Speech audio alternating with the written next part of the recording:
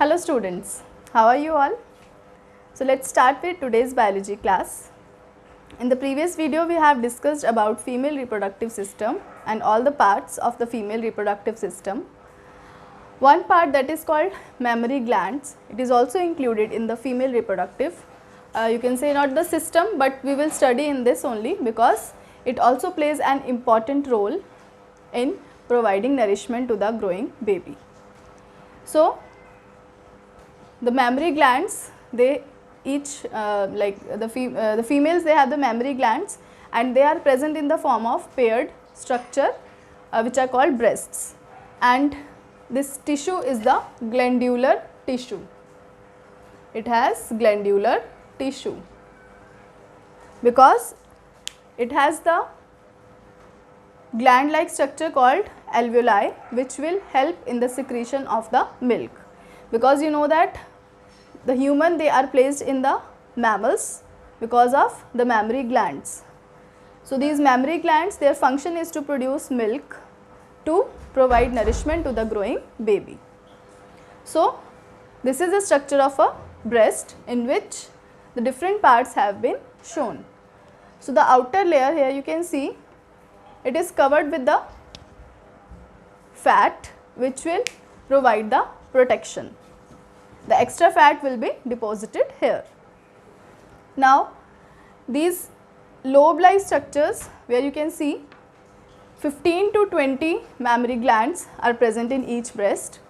So these lobe-like structures are called mammary lobes, and these mammary lobes, they will collected together to form the mammary alveoli or mammary alveolus, which are sac-like structures, and these alveoli are responsible for the secretion of milk.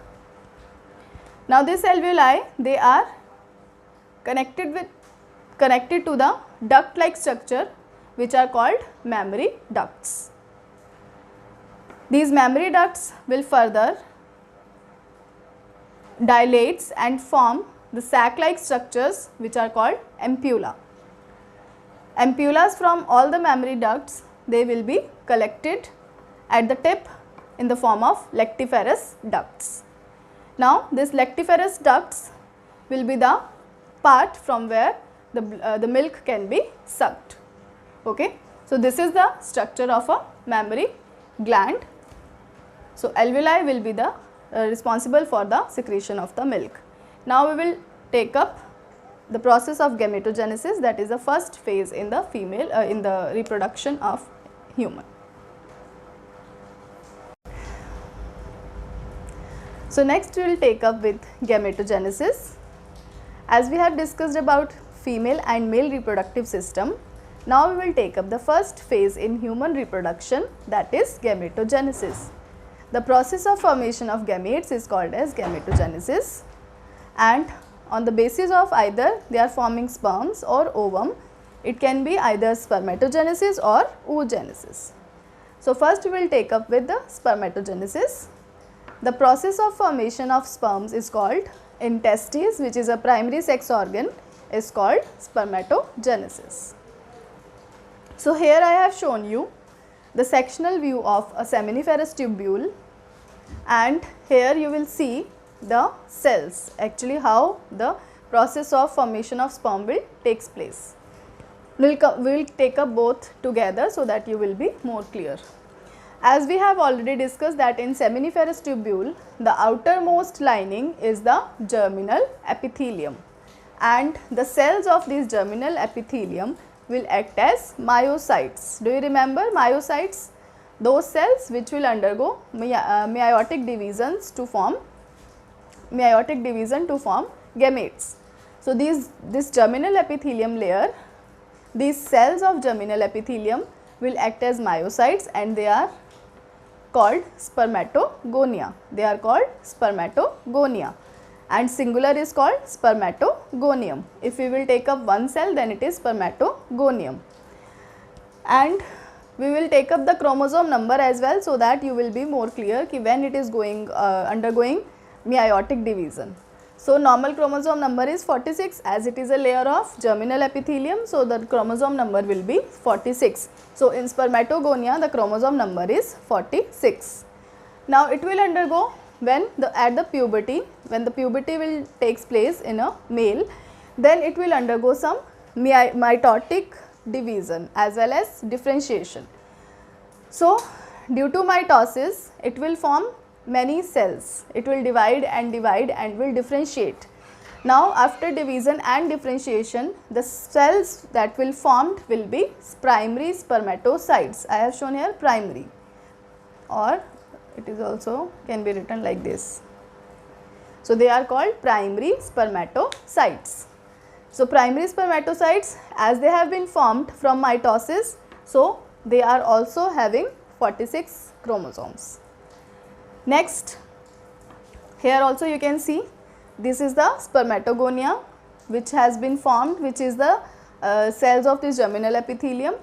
They will undergo mitosis and differentiation, due to which they will form first cell which are called primary spermatocytes. So these all are primary spermatocytes.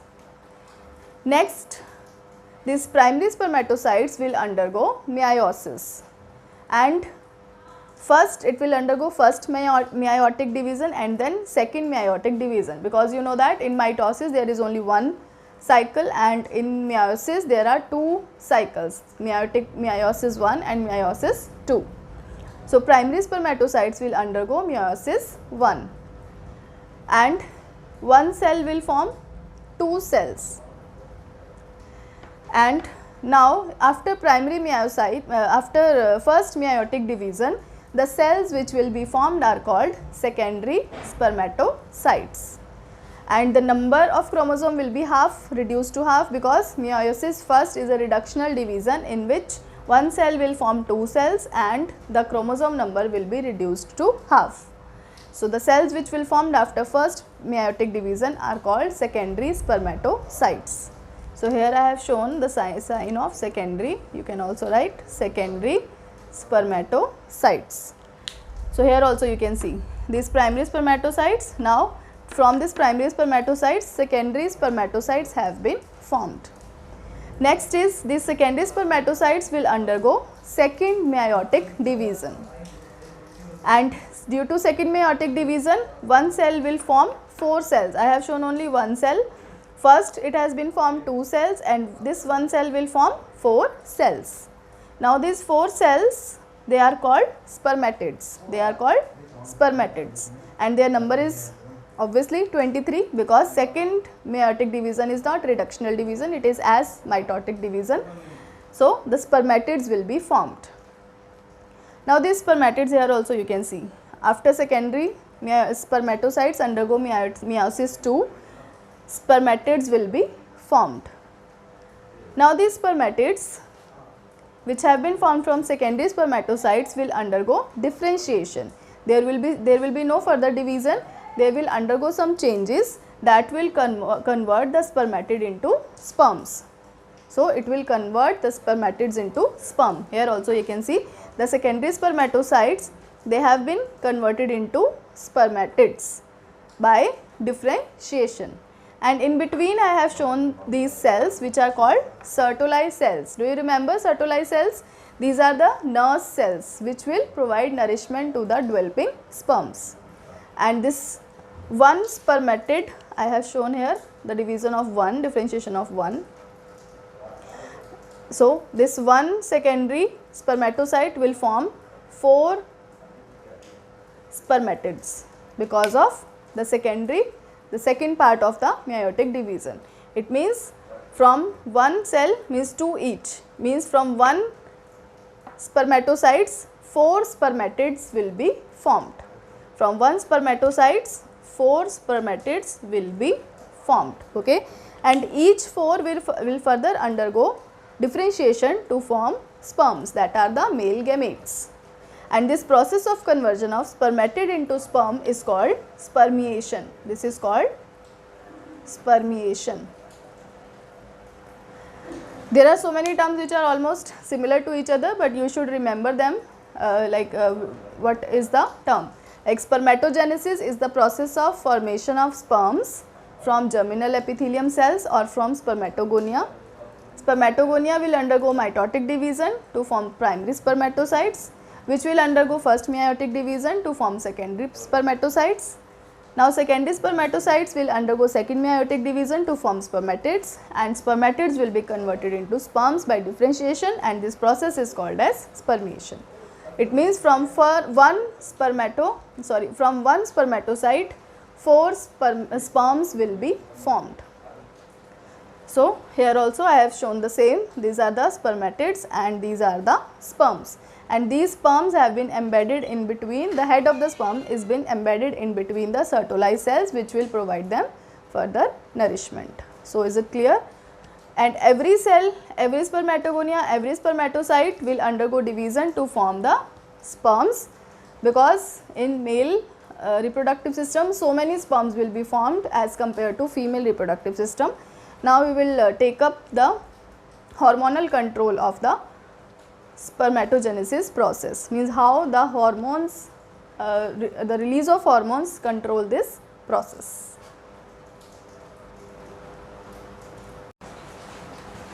So next let us now see the hormonal control of spermatogenesis, means how the hormones will affect spermatogenesis. So let us start from the hypothalamus first. So you should remember that hypothalamus is the part of the brain or central nervous system which will secrete GnRH, that is called gonadotropin releasing hormone, that we have done in class 11 also in hormonal control chapter, control and coordination. So hypothalamus will release gonadotropin releasing hormone, which will stimulate, plus sign shows the stimulation and minus sign shows the inhibition. So this will stimulate the anterior lobe of pituitary gland. Now this anterior lobe of pituitary gland will secrete 2 hormones, LH hormone and FSH hormone. LH hormone is called luteinizing hormone and FSH hormone is called follicle stimulating hormone. So these 2 hormones, they will directly affect the testes. So here I have shown the testes. So testes, inside testes the LH hormone will stimulate the Leydig cells, they are also called as interstitial cells. So they will be stimulated by LH hormone. So I have shown here plus sign, to produce testosterone hormone, which is an androgen or male sex hormone. This hormone will cause will stimulate the secondary sexual characters in males, because this hormone GnRH will be secreted, means it will be secreted but in less amount for the development of testes, but as the puberty is attained by the males, this hormone release or synthesis will be increased, which will stimulate this whole process and will increase the release of testosterone hormone, which will be responsible for creating the secondary sexual characters in males. Now what is this FSH? FSH will also act as a stimulating hormone. It will stimulate the Sertoli cells. Sertoli cells which will stimulate the spermatogenesis, because as the Sertoli cells will be stimulated, the spermatogenesis process will be stimulated, which will cause increase in the release of sperms, as well as it will secrete inhibin hormone. Inhibin hormone, what will it do? It has a suppressive action, like all other were stimulating hormone, but inhibin is an inhibiting hormone which will suppress the action of FSH. So here I am showing minus sign, because it will suppress the action of FSH and LH both. So that is why it is called inhibin hormone. So this is the hormonal control of this spermatogenesis process. So let me repeat it. Hypothalamus will stimulate increase the secretion of GnRH, which will stimulate anterior lobe of the pituitary gland, and then LH and FSH will be released by the anterior gland, which will stimulate Leydig cell and Sertoli cells to release testosterone, and as well as which will increase the release of secondary sexual characters and also stimulate the spermatogenesis. Now we will discuss the structure of male gamete, that is sperm. So next let us see the structure of sperm. It is also called as spermatozoa. So it has the following parts: head, neck, middle piece and tail. So this is the head part, this is the neck part, middle piece and tail. So head is the most anterior part of the sperm, which is embedded into the Sertoli cells to get nourishment. Inside the head there is a big nucleus carrying chromosomes in it. At the top of the head there is a structure called acrosome. This nucleus is covered, this whole structure is covered with the plasma membrane. This acrosome has very important role because it releases hydrolytic enzymes which help the sperm to penetrate into egg. Because you know, it is the male gamete. For fertilization it has to reach female gamete, and to penetrate into the female gamete or ovum or egg, so that the nuclei can be fused, of both the nucleus can be fused for the process of fertilization. So head plays a very important role because it has the nucleus in it, which will finally enters into the female gamete. Only the head portion of the sperm is able to penetrate the female gamete because it has nucleus in it, and the acrosome which produce the hydrolytic enzymes which are called sperm lysins. They are called sperm lysins, which will help the sperm to penetrate into the egg. Next is the neck portion. This is the neck part which will connect the head with the middle piece. Next is the middle piece. The middle piece, you can see here, it has a spirally arranged mitochondrial spiral. It also has an important role. It has a large number of mitochondria in it, which will provide them energy, which will help the tail to do its movement for the swimming of the sperm, because you know that sperm has to swim in the semen, and then when they are released into the female reproductive tract, there also they have to swim. For that they require a huge amount of energy, and that energy will be provided by middle piece mitochondria. So middle piece is also called as the powerhouse of the sperm. Next is the tail portion. This is the tail of the sperm, and it is a long filament like structure which help the sperm to swim, and this tail do undulatory movements. Due to the undulatory movements, the sperm will be able to swim itself in the semen as well as in the female reproductive tract. So is it clear? This is the parts of the sperm.